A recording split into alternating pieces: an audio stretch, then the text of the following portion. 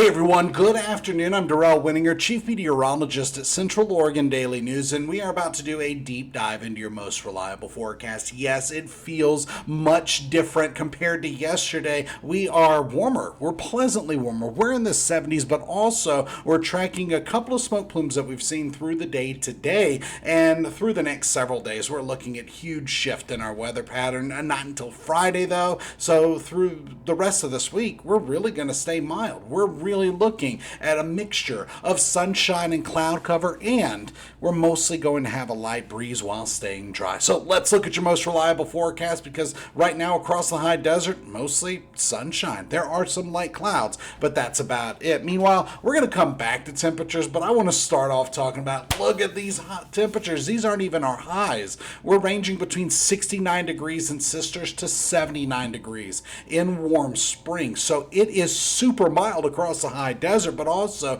we're tracking a couple of different things. First, starting off with the prescribed burns, there was one just to the west and southwest of Sisters, and another one in between southwest of Milliken, in between Newberry Caldera and Pine Mountain, and those were prescribed burns. They were scheduled to start today, and they did. Outside of that, there are a couple other fires that we were watching as well. There was one just south of Three Rivers, north of La Pine. It's called the Pine Grove Fire. Did not go very far, only spread to about less than an acre, you could say. And this one was the first one that we saw on Pulse Point this afternoon, but also the Powell Butte Fire, not too big, less than 5 acres, or right around 5 acres, I should say, and it's just to the south of the Bend Airport. And we haven't heard anything new from either of those fires, just when they initiated in the first couple things about them. But for the most part, even when it comes to evacuation zones, we're not seeing any of them on the map. Not the one in Bend, not the one near Three Rivers. So it's something we have been tracking, and something we're going to continue to look at, because winds today have been a little breezy at times. Not too bad, 5 to 15 miles per hour, staying like that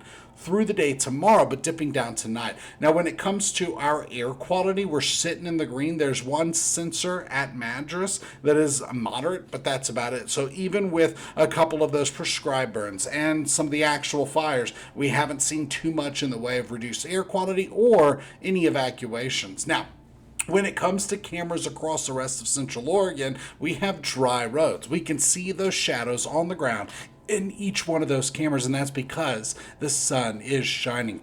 Now, when we look at cameras through the passes, there's a couple things we're focused on. First, the side of the road, not much in the way of snow. For Sandy Ann Pass, Willamette Pass, or Century Drive on the way to Bachelor Government Camp, there's a little snow on the side of the road. But ultimately, look at this. As of 4 p.m., we lost 1 to 3 inches of snow in the Cascades. Now, going forward, remember, it is still technically winter until the 20th, which is on Friday. And we're just not looking at winter. We're looking at spring. And yeah, there is no new snow on the way, no new rain on the way. Temperatures at elevation topping out well into the 50s. So unseasonably mild, but very pleasant. And your forecast model shows that we are staying clear tonight. By tomorrow, some in and out clouds, no rain. By Wednesday, few clouds, no rain. Winds will be down to a light breeze again. Now, satellite and radar does not show much. It shows that there were a few sprinkles with all that cloud cover earlier today. That has since cleared out across the high desert. And when we look at our enhanced infrared satellite imagery, the one that I was just showing you before was a blend of visible and infrared satellite imagery without the enhancement. This enhancement actually helps to show off just how tall the clouds are. We don't have many clouds around our area, so they are not tall. And we are under a ridge of high pressure. This ridge is building right along the west coast, and it's coming with a very dry air mass when we switch gears and look at water vapor imagery. So the clouds that rolled out of here, that was it, man. And to the next couple of days, some in and out clouds are expected, but this very dry air mass is bringing much warmer air into Central Oregon, and that's what we're focused on, because this high pressure is setting up over the region. It is dry. We're looking at relative humidity values between 9% and 25%. if we were in summer already, we'd be looking at the potential for some fire danger, elevated fire danger across Central Oregon because it's just so darn dry and winds are going to be breezy at times. Now, when it comes to temperatures, look at these highs.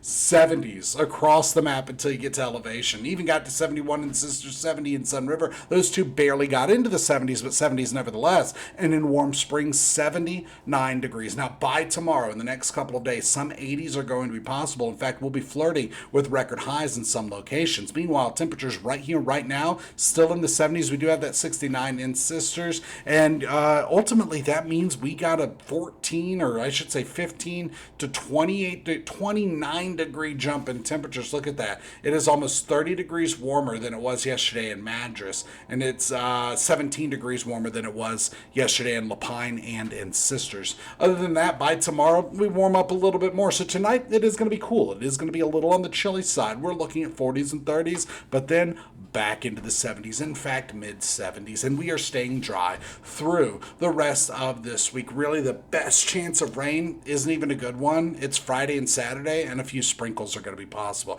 Now, by Thursday night, some sprinkles in the highest elevations, but that's about it.